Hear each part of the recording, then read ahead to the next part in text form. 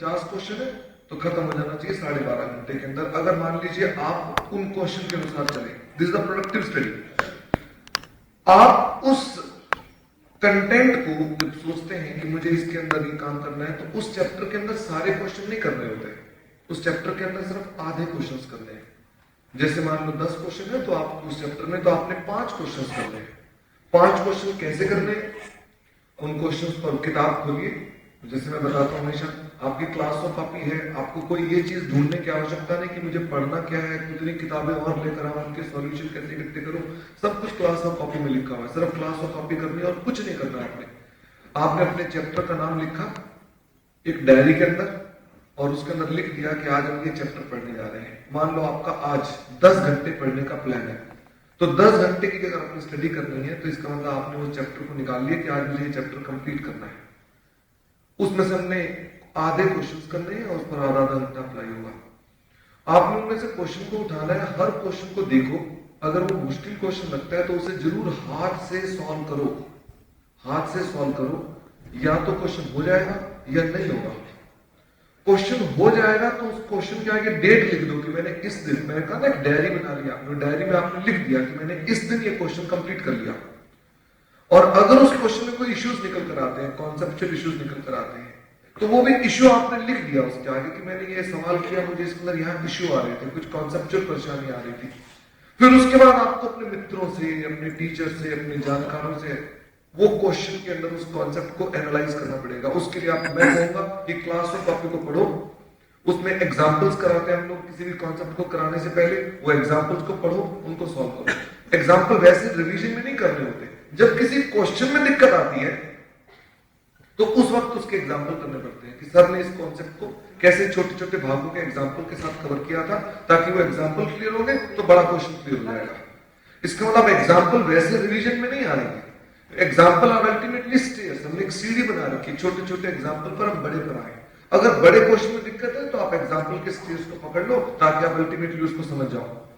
अपने उन क्वेश्चंस की प्रैक्टिस करो और फिर सेकंड रिवीजन की जब बारी आएगी तो सेकंड रिवीजन पर आ जाओ। सेकंड रिवीजन में आपके पास डॉक्यूमेंट होगा, आपने उस चैप्टर को उस दिन किया था, उस दिन ये दिक्कत आई थी, ये दिक्कत नहीं आई थी। जिन क्वेश्चन में दिक्कत आई थी उनको फिर से रिवाइज करो। मेरी बात समझ रहे हैं? This is called plugging errors. कि मैं जब रिवीजन करूंगा तो मैं अपनी एरर्स को प्लग करूंगा कि मेरे पास मैं यहां गलती करता हूं, उस गलती को मैं ठीक कर दूं, वो गलती दोबारा मुझसे दोहराई ना जाए। गलती करने में कोई परेशानी थोड़ा है, दोहराने में दिक्कत है। और अगर फिर भी दिक्कत आती है तो फिर उसके बाद उस पर मेहनत करो। एंड आई डोंट थिंक कि एक चीज को आप 2 बार फेस कर रहे हैं और फिर भी आपको डाउट रहे, और अगर रहता भी है तो ऐसी की तैसी फिर रट तो जाएगा कम से कम, नहीं मैंने बोला 2 जमा 2 4 होते हैं, लेकिन आपके सर ने लिखवा रखे हैं 2 2 5 होते हैं। आपने पहली बार रिवाइज किया, आपने कहा कमाल है, होते तो 2 2 4 है, सर ने लिखा रखे 5, ये कैसे हो सकता है? आपने उसे समझ आना, पता चला कि ठीक है, पता नहीं क्या है क्या नहीं। अगली बार रिवीजन करी, फिर वही दिक्कत आ गई, 2 जमा 2 4 होते हैं, सर ने 5 लिखवा रखे हैं। अब चिंता मत करो, जब पेपर देने जाओगे और अगर वो सवाल आ गया तो उस क्वेश्चन को देखते याद आ जाएगा 2 जमा होते तो 4 है।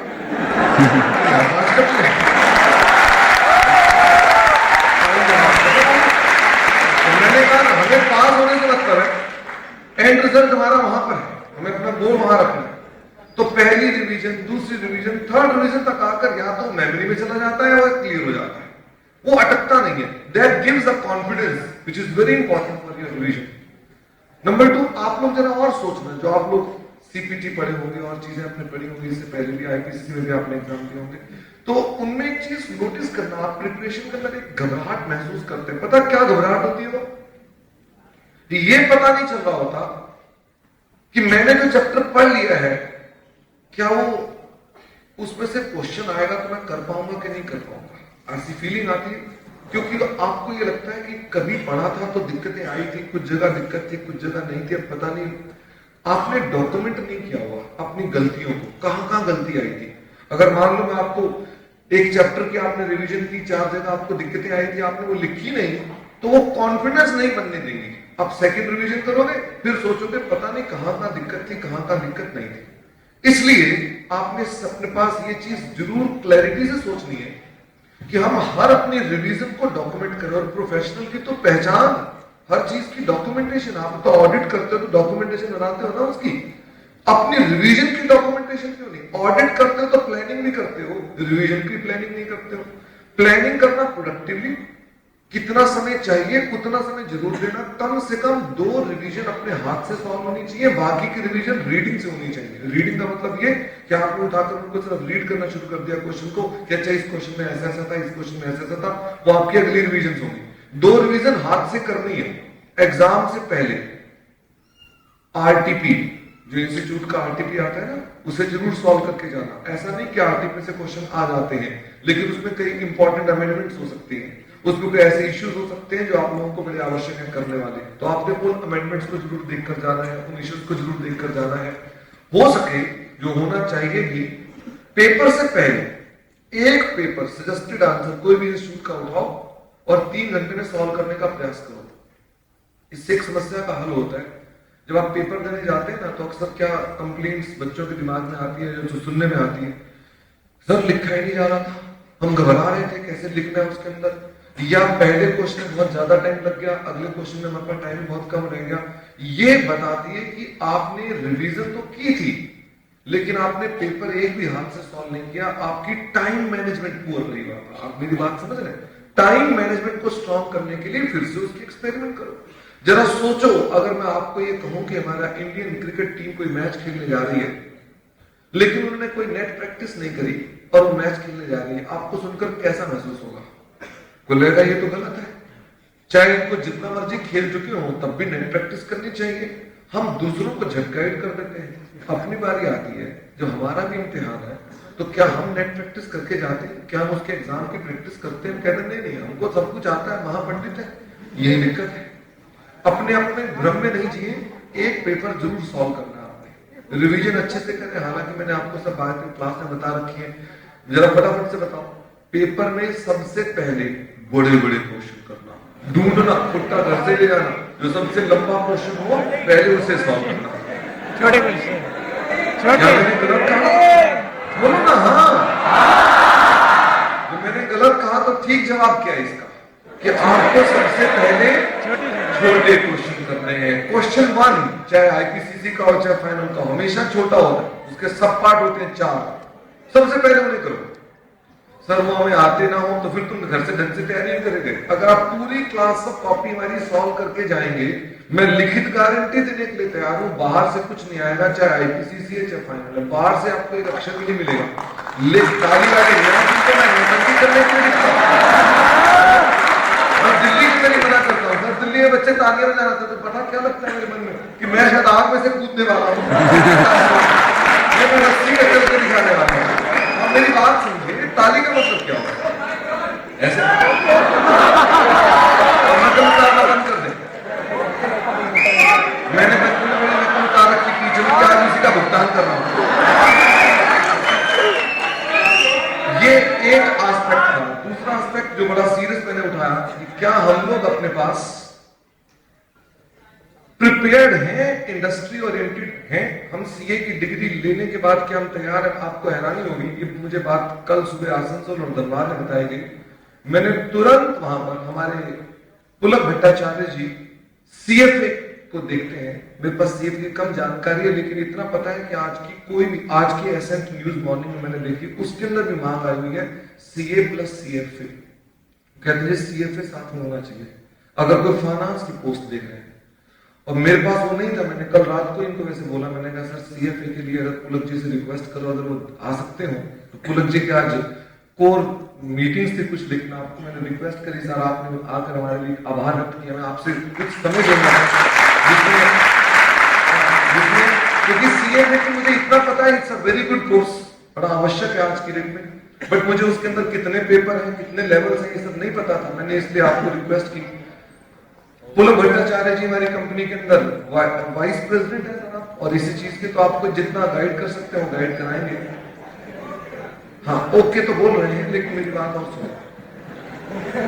जब आप जॉब इंडस्ट्री जॉब में जाएंगे तो सबसे पहले आपसे वो क्या चाहेंगे? आपने कहा जी मैं सीए हो गया, वो नौकरी दे देंगे? पॉसिबल नहीं है। 8000 चार्टर्ड अकाउंटेंट पास होते हैं और सिर्फ हर 6 महीने में सिर्फ 2000 नौकरियां निकलती हैं इंडस्ट्री के अंदर। डिमांड सप्लाई का ये फर्क आया हुआ है। अब इंस्टीट्यूट तो 8,000 पास कर रहा है, लेकिन नौकरियां तो नहीं आ रही हैं। इसका मतलब ये कि अब आपको 8,000 में से 2,000 को मनचाही अच्छी नौकरियां मिलेंगी, बाकी 6,000 या तो फोर्स्ड प्रैक्टिस में जाएंगे या उन जॉब्स में जाएंगे जो अदर देन दोस 2,000 जॉब्स हैं जो कि हमारी कोर कॉम्पिटेंस पर बेस्ड है, वो किसी और तरह की जॉब में जाएंगे। आप अगर उन 2,000 में आना चाहते हैं तो again we need a plan, क्योंकि प्लानिंग के बगैर कुछ होने वाला नहीं। अब प्लान क्या होगा?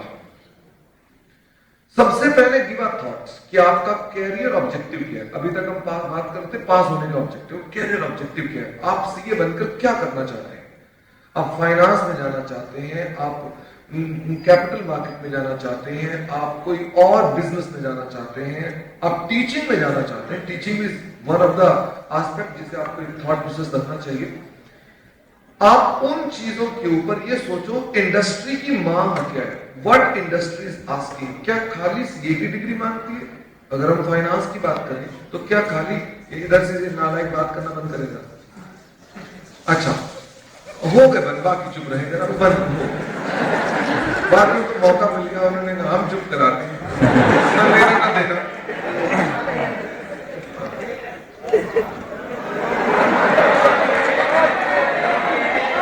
सर ये मेरी नकल उतारी जा रही है, हम क्लास में बोलते हैं, क्लास में मैं इनसे कहता हूं, अपने आप ही बोलता हूं आज ब्रेक तो नहीं लेना, तो मैं इनकी तरफ से बोलता हूं ओके आज ब्रेक नहीं लेना। तो बच्चा कहता है मुझसे पूछा भी और साथ में जवाब दे दिया, बात खत्म हो गई। ये इसलिए वो ओके पीछे पीछे बोल रहे हैं। ओके ओके, तो मैं ओ माय गॉड किस बात का oh my God?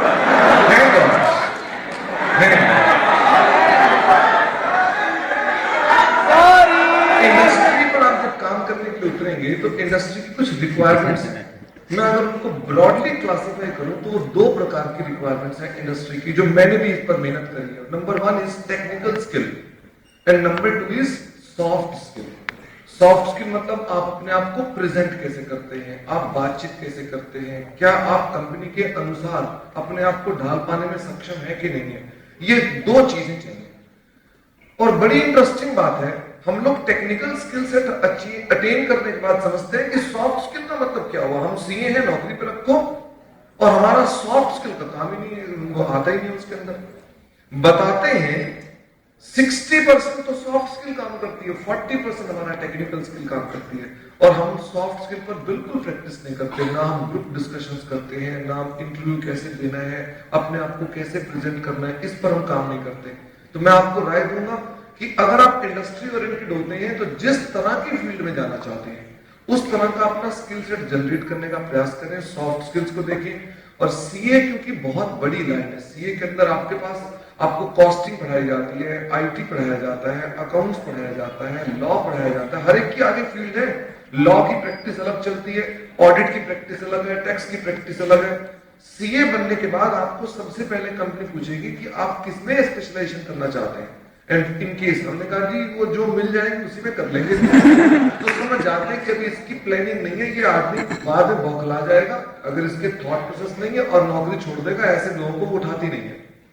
Do draft your career objectives कि आपका कैरियर ऑब्जेक्टिव क्या है, और उन कैरियर ऑब्जेक्टिव पर बेस्ड अपना कहीं ना कहीं चीज अचीव करो। जो सीएफए की मैं बात कर रहा हूं, बाई चांस मैं सर को ये अरेंज कर पाया, इसके अलावा और आईटी के लिए भी कुछ बात होनी चाहिए, इसके लिए और भी हमारे जो एरियाज हैं उन सब पर भी डिस्कशन होनी चाहिए कि इसमें और क्या क्या लाइंस हैं। मैं अभी फाइनेंस के सर से कहूंगा कुछ आपको जानकारी दे जाए। इसके अलावा भी आपका अगर इंटरेस्ट फाइनेंस में नहीं है, मान लीजिए आईटी में है, आपको लगता है मैं आईटी में जाना चाहता हूँ, बहुत अच्छी लाइन है क्योंकि लोग फाइनेंस और आईटी दोनों मिक्स नहीं करते हैं और इंडस्ट्री की उसकी आवश्यकता पड़ती है। तो डू अंडरस्टैंड कि आपको इस पर थोड़ी गूगल पे रिसर्च करनी पड़ेगी कि इंडस्ट्री को आईटी में किस तरह के लोग चाहिए और उसमें अकाउंट्स जानने वाले आईटी एक्सपर्ट कितने अवेलेबल है, कितनी पोस्ट निकलती है, कितने लोग अवेलेबल हैं, वो क्या मैं तैयारी कर सकता हूं कि नहीं कर सकता हूं। तो आप पाएंगे कि आप उस स्किल सेट को अटेन कर सकते हैं। मेरे एक स्टूडेंट ने बताया कि मैं ना स्टॉक मार्केट में काम करना चाहता हूं सीए बनने के बाद। मैंने कहा वेरी गुड, मैंने कहा फिर कैसे करोगे? कह रहा पास हो जाऊंगा तो शुरू कर दूंगा। मैंने कहा ऐसे कैसे शुरू कर दोगे? क्या आपको पता है स्टॉक मार्केट के अंदर कैसे ऑपरेशन होते हैं? उसने कहा नहीं। फिर मैंने उसे कोर्स बताया, एनसीएफ का कोर्स है, फिर एक स्टॉक मार्केट का एनएससी का एनसीएफ का कोर्स है। मैंने कहा वो कोर्स जाकर पढ़ो एक बार, उसके अंदर क्या क्या चीजें चाहिए तो आप उस चीज की बनोगे। सीए के बाद इंडस्ट्री में और सीए में एक बीच में चीज और इंसर्ट करनी है, वो जो चीज है दैट इज स्पेशलाइजेशन, वो आपको डालनी पड़ेगी अपने पास। और उसके लिए सीए बनने के बाद मत सोचना, सीए बनते वक्त साथ साथ में सोचते रहो, और उसके ऊपर अगर प्रोसीड कर सकते हो तो प्रोसीड भी करो अपने पास। बाकी मेरे पास तो ज्यादा कहने के लिए आपके पास नहीं है, मैं इसके बाद आप लोगों से बाद में मिलूंगा भी, लेकिन उससे पहले मैं आपसे सब रिक्वेस्ट करूंगा कि आप इतनी दूर से आए हैं, थोड़ा सा सीएफए के बारे में बच्चों को जानकारी दें, तो हम और आप सब उससे लाभान्वित होंगे।